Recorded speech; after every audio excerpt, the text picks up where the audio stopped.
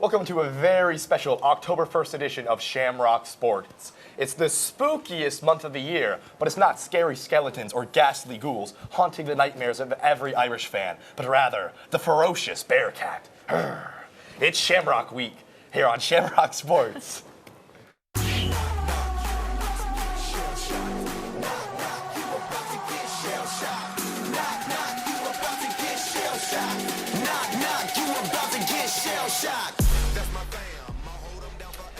All right, folks, we're live from the second floor of the Duncan Student Center. I'm the host, John Bailey, alongside Chris Frick and Maria Wainscott here on Shamrock Sports. It's actually Cincinnati week, but we had a very special Shamrock Series game last week in Chicago. I want to get your impressions from that game. I know, Maria, you were focusing in on the defense a lot. Absolutely, yes. I loved what I saw from the defense. It's always a good day when your defense scores more points than your opponent. So I loved what I saw from Drew White scoring that pick six, and I loved to see Cam Hart this week, and of course J.D. Bertrand, our leading defender with all those tackles. For sure, and the one thing I love the most was that they never took their foot off the gas. Marcus Freeman kept adding more and more pressure to the neck all game long, always going for the knockout blow. We know he's an aggressive defensive coordinator, but that was on full display this weekend. And we've all heard of Revis Island, right? But let me introduce you folks to Love Island, because Cam Hart is one of the best shutdown corners in the country. We had a bit of secondary problems at the beginning of the year, but now that the secondary can hold on a bit longer, the front seven is getting all the pressure. Myron Tagovailoa-Amosa has been phenomenal this year, and I expect a bunch of sacks this week against Cincinnati as well. I know, Chris, you're a little less optimistic about this game.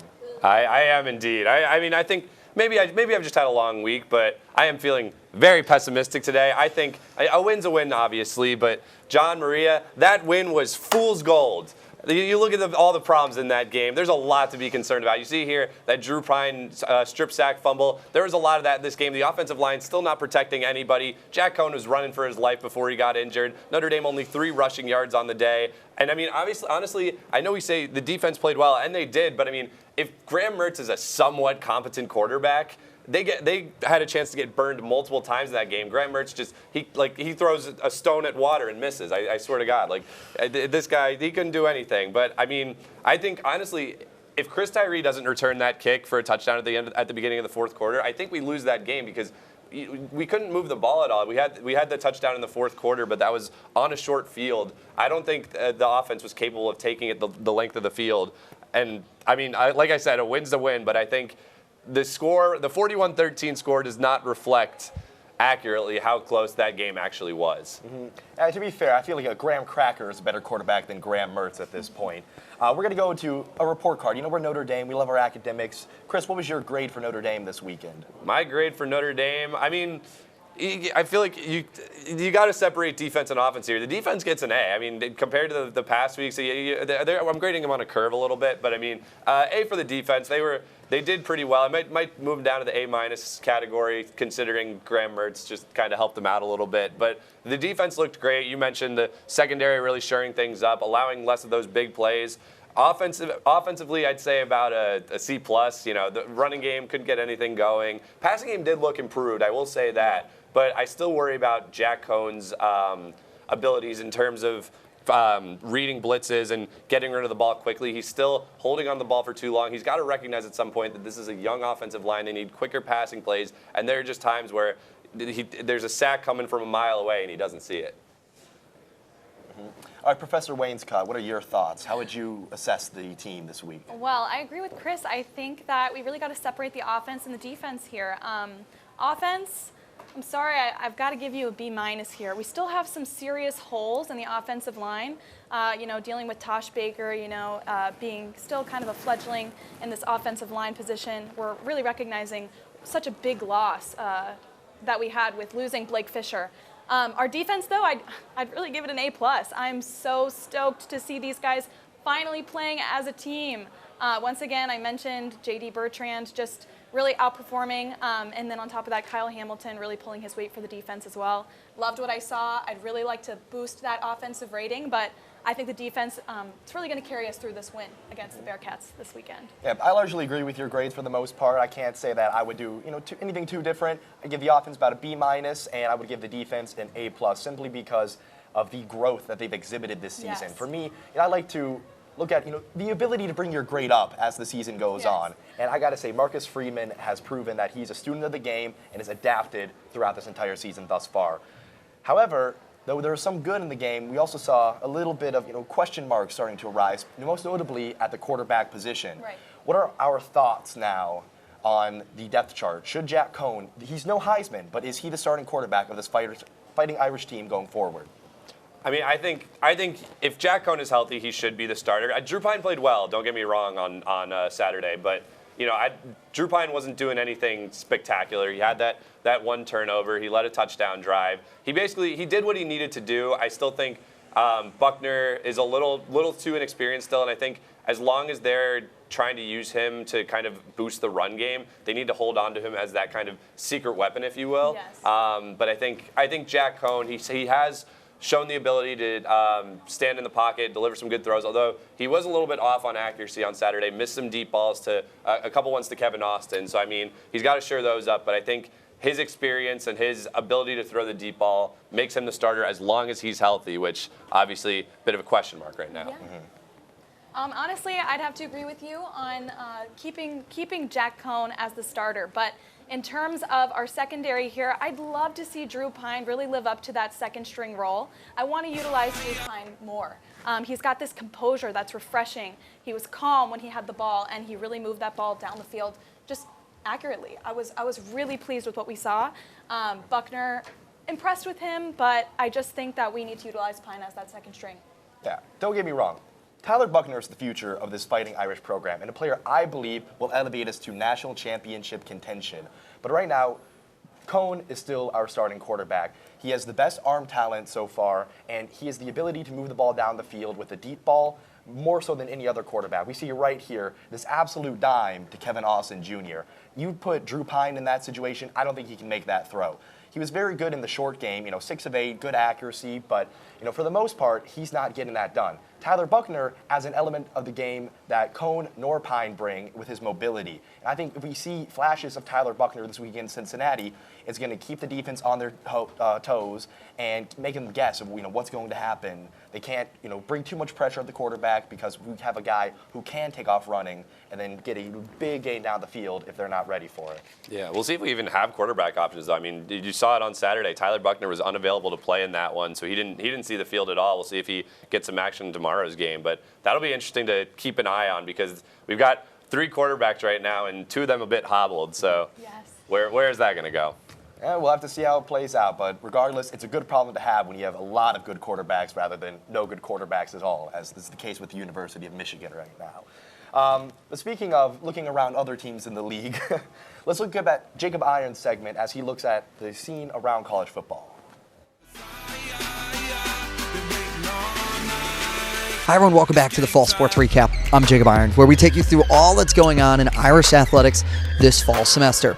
Today, we're on the pitch. We're highlighting women's soccer and men's soccer. We first start with women's soccer, who had a packed weekend taking on 2 ACC opponents. They first opened on Thursday against Miami in a 5-0 fashion. Junior Maddie Mercado highlighted the contest with a goal to open the scoring for the Fighting Irish, as well as an assist. If there was a 12th woman award on the team, it would most certainly be Mercado, as she has been dominant off the bench, providing a spark Notre Dame needs in key situations. The Lady Fighting Irish kept their winning streak alive as they pushed it to 5 games as they topped Boston College 4-1 in a Sunday matinee. Sammy Fisher recorded her 10th goal of the season in garbage time, as she is seen here with 7 seconds left to play in the game. Ashley Naylor, the goalie, boots one up to Fisher, and the graduate senior hits the back post to score with 2 seconds left in the match. The women's soccer team returns to action on Thursday at 7 o'clock as they take on NC State in Alumni Stadium. Now flipping gears to men's soccer, where Notre Dame men's soccer fell short to the Virginia Tech Hokies in overtime in a 2-1 loss. However, it wasn't all bad news for the Irish as senior defender Philip Quinton scored his first ever collegiate goal. He scored with 37 minutes left to play in the second half to even the score and push overtime. They are back in action on Tuesday as they play Purdue Fort Wayne at 7 o'clock. That's going to do it for the Fall Sports Recap. For Shamrock Sports, I'm Jacob Irons. Welcome back, folks, here to Shamrock Sports. We talked a bit about the Irish, but look at the larger picture around college football this year and who we think is going to have, be potential title threats. And I think it's like every year, in my opinion. Nobody's coming close to touching Alabama. What Nick Saban has done in Tuscaloosa is simply amazing. And as much as I hate to admit it, I feel like cements him as the greatest college football coach of all time and puts him in contention, maybe being even better than Bill Belichick if we talk about coaching in general. But honestly, my dark horse team this year, to give just a shadow of a chance to go far, would be Penn State University. This team has been phenomenal to start the season with a dominant win against Wisconsin to start. But right now I want to talk about Sean Clifford, who absolutely torched Villanova. You might say, it's Villanova. They're a basketball school. What do they know about football? But still, the accuracy, the touch on these throws just shows that he's got the arm to go take this Nittany Lions team on a run this year. And I really think in combination, that offense, they do get it done on the opposite side of the ball as well. That defense, especially that front seven, even though they lost a couple of players in the draft last year, is still a force to be reckoned with. They absolutely torched Wisconsin. We did the same thing, so hopefully that gives us a little bit of credit too. But they stopped Wisconsin's run game, which is one of the best in the country. And I think if they can keep that up, they're going to be very difficult to beat this year. And James Franklin, he's quieting the rumors right now. Everybody said, oh, he's going to jump ship, go to USC, right? But with the way the situation and Penn State's looking right now, I see no reason to go coach for the Trojans. Maria, what do you think? How are you feeling about the rest of the college football scene this year? John, I hate to not be creative, but I really have to agree with you here. Alabama, we all know, is dominant. I don't think that they'll have any trouble, getting exactly back to where they were last year. This is really their championship to lose, in my opinion.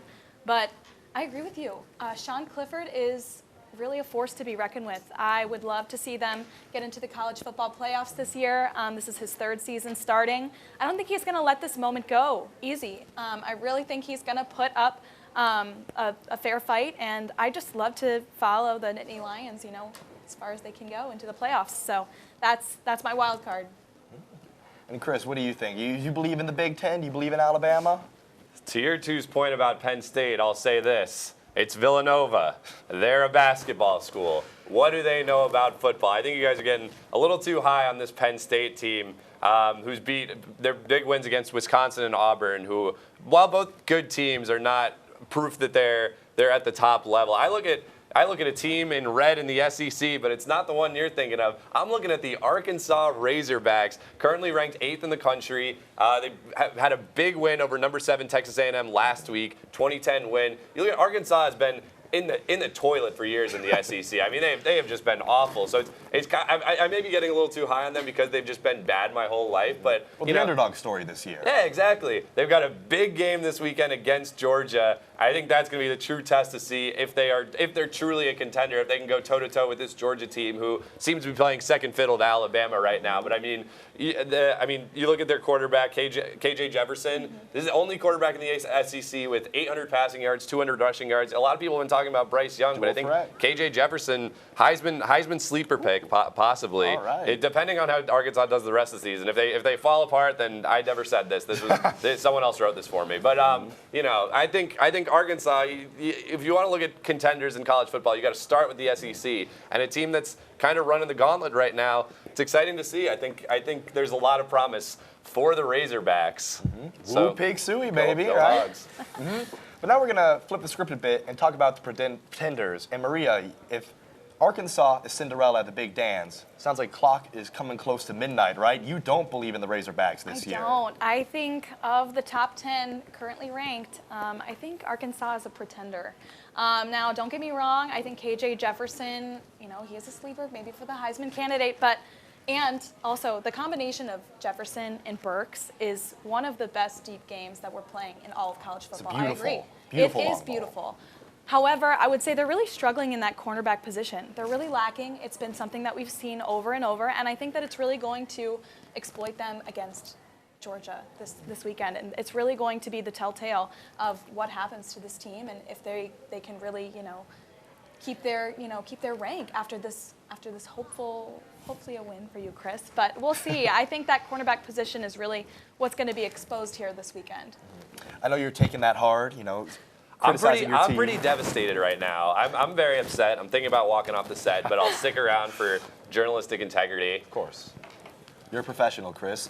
So who do you think is going to be the pretender this year? Pretender? I mean, we got one pretty close to campus right now. But I mean, I think looking in the wide scope of college football, I would look at a team like Oklahoma. I mean, oh boy, they got really close to losing that one last week. I think Spencer Rattler came into the season, Heisman favorite, projected #1 overall pick, and he's been a bit of a letdown. Yeah, stock has fallen on that one. Kyle Hamilton rising in the draft rankings over him. But I mean, this Oklahoma team, they're struggling this much early in the season. The one thing that I think they do have that benefits them is I don't think the Big 12 is that difficult. I think that they have a favorable schedule overall. But I mean, if they make it into the playoffs as say a #4 team, they are going to get smoked by Alabama. Like I think.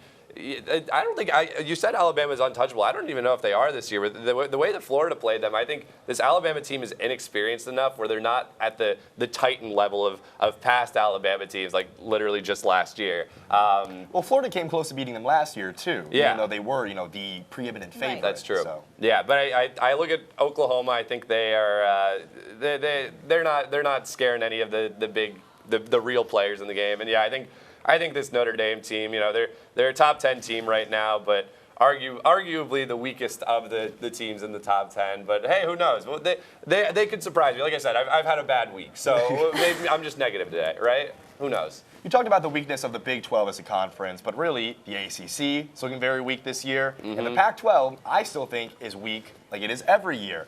I've been a perennial Pac-12 hater, and I feel like it's no different this year. I'm calling out Oregon as my pretender. Even though they look good against Ohio State, I don't know how much that win means right now. And you saw last week against Arizona, arguably one of the worst teams in all of college football. They struggled. It wasn't until the fourth quarter that they finally pulled away. But a lot of that comes down to Anthony Brown, their quarterback. His deep ball's been all over the place. He's been unable to hit even the easiest throws sometimes. And that inaccuracy, we like to complain about, Jack Cohn missing a couple of guys 20 yards down the field. Anthony Brown can't even hit his receiver 5 yards down in the middle of the field. And I think that having a lack of a quarterback, we've seen it plague some, very good teams in the college football playoff in the previous years. You kind of seen it with our teams a bit too. I think that's what's going to hold the Ducks back this year, especially when C.J. Verdell can't get it going. He struggled a bit against Arizona as well, was held under 100 yards for the first time all year. And I think that in the end, if Verdell isn't going, if that line can't get the push, the Ducks are going to be shot out of the sky real soon. Yeah, I think that's.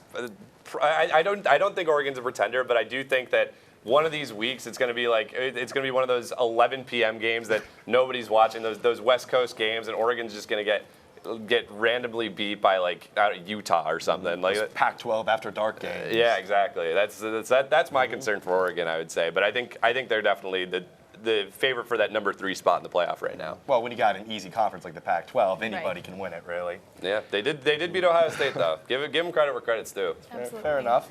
We'll cut away for a minute right now and throw it to our own Chloe Stafford as she takes a look at. Here in South Bend, our very own Notre Dame Fighting Irish are 4-0. But some of our alumni have been doing great things in the NFL as well. I'm Chloe Stafford, and this is Irish in the NFL.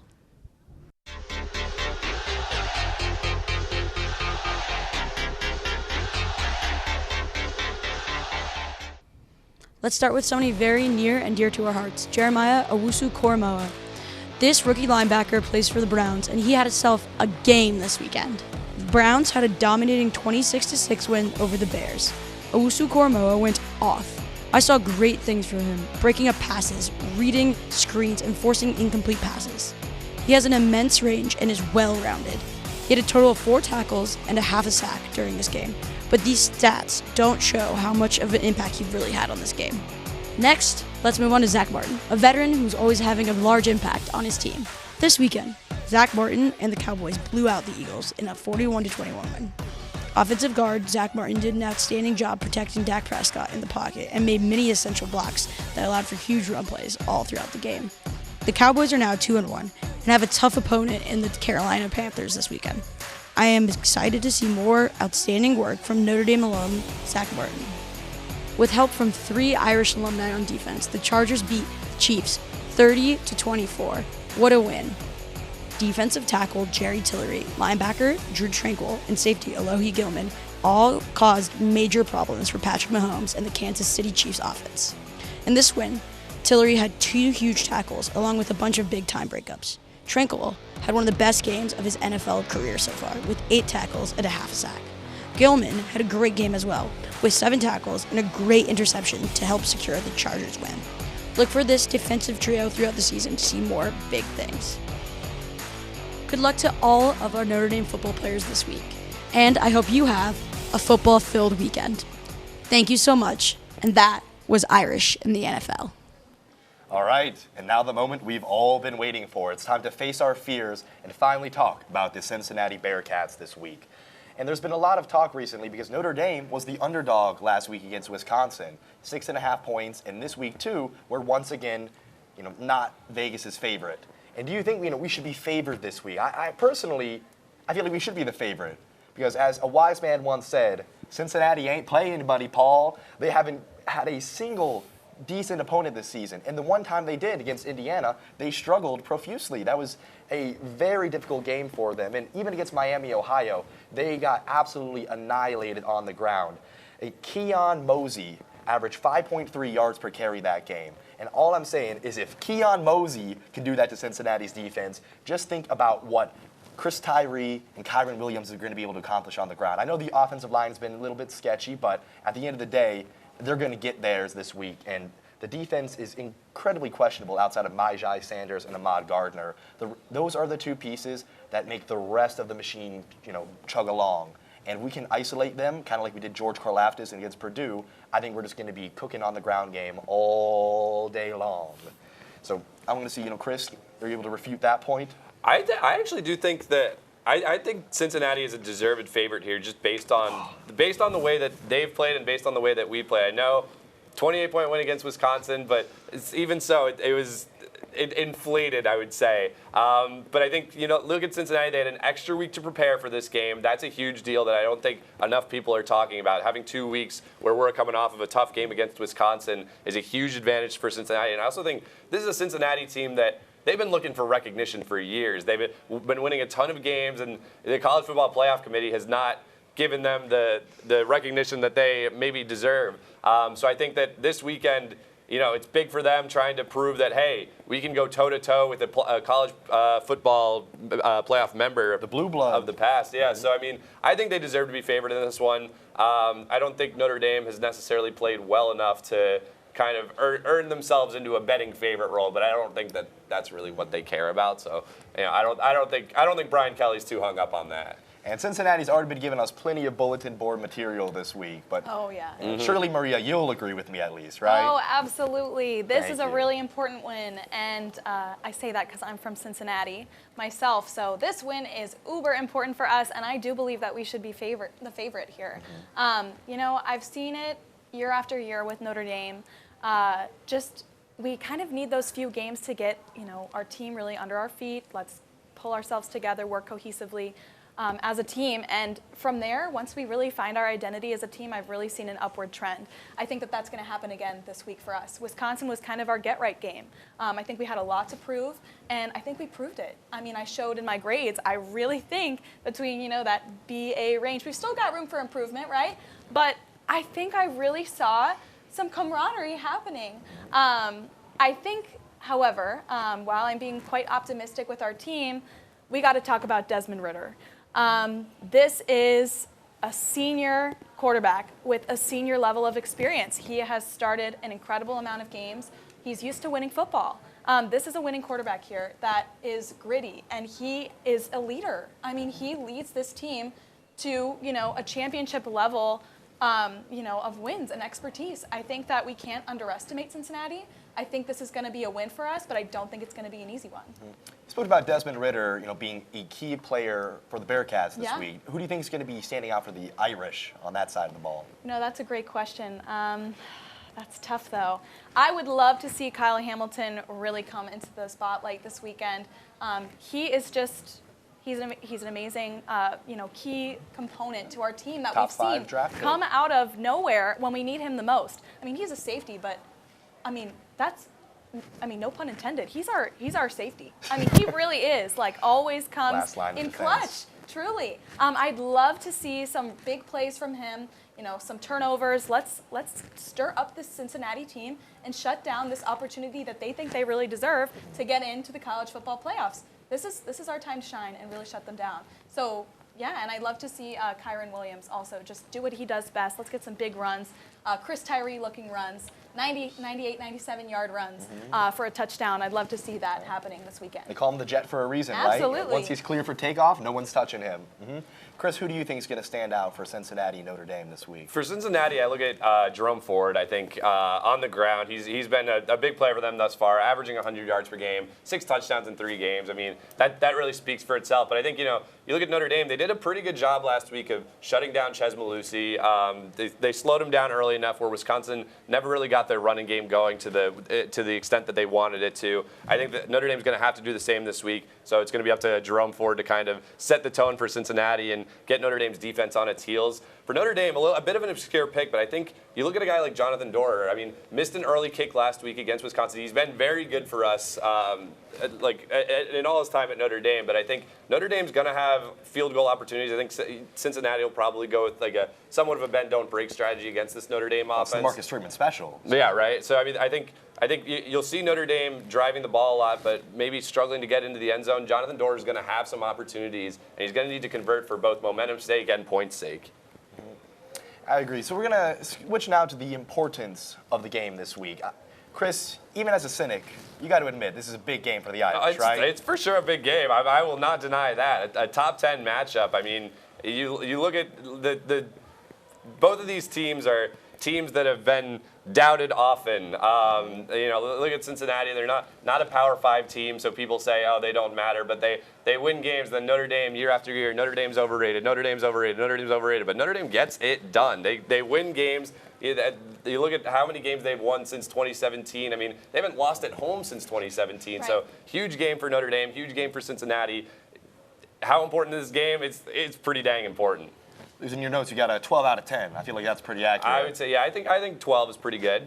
Maria, what do you think? How would you scale this game? Out of 10, right? Okay, Out of 10. so can I say 1,000? I think this game is the defining moment of both of our seasons. For Cincinnati, this is the moment that they've been waiting for God knows how long. This has been their opportunity to just prove everyone It's the wrong. crowning moment, Exactly. potentially. And for us, if we lose this game, our season is over. So it is 1,000 out of 10 for me in terms of importance. This is the game that we must win. This will be Jack Cohn's defining win, I say. And I'd love to hear what you have to say, but I really stick behind that importance. Yeah, so we've been going up the scale in importance. We started out at 12, then we got to 1,000, and I'm saying this is breaking the scale with how important it is. Like you said, our entire season rides on this game. If we win, then I think it's a cakewalk to the playoff. If we lose, then it's, I don't know, maybe a New Year's Six game at best. 538 even said that our chances for making the playoffs right now, around 28%. We win this game, they skyrocket to 72%. Those are the advanced metrics, the analytics, and I have to agree with them in this instance here. And really, I think our success in this game is going to come down to the offensive line, particularly at the tackle position. We've been, switching a lot of tackles throughout this season. We're on like our 4th or 5th guy. Is it going to be Michael Carmody? Is it going to be Tosh Baker? But I got to say, I want to see more Joe Alt. I actually had the privilege of speaking with Tommy Reese's father at game day last week, and he is very high on Joe Alt. He thinks he could potentially be one of the best offensive linemen in the country come his sophomore, junior year, and they're already using him in 3 tight end jumbo packages for extra blocking. I think he's going to eliminate Majai Sanders and get it done.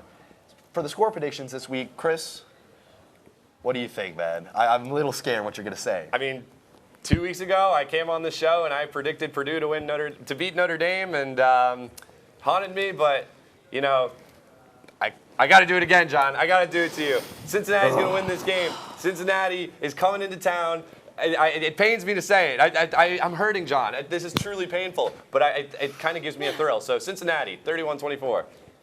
I'm picking Notre Dame, 31-27 Notre Dame. I got to agree with you there. See, I actually like our university, and I think we're going to win 24-21. Defense wins championships, baby, and Marcus Freeman, knowing this scheme, is going to eliminate Desmond Ridder and that Cincinnati offense. They Thanks for stopping by, listening to our talk this week. Yeah. This is Shamrock Sports. I'm John Bailey. I'm Chris Frick. I'm Maria Wainscott. Signing off. Go Irish, baby.